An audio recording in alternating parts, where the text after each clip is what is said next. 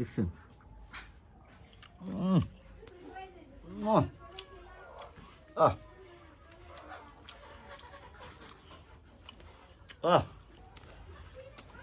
লোহামণি ভাত খাইছো?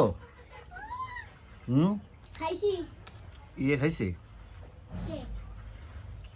বাগনি রাফিয়া খাইছো? খাইছো মামা? খাইছো ভাত? খাইছো না, ভালো করছো।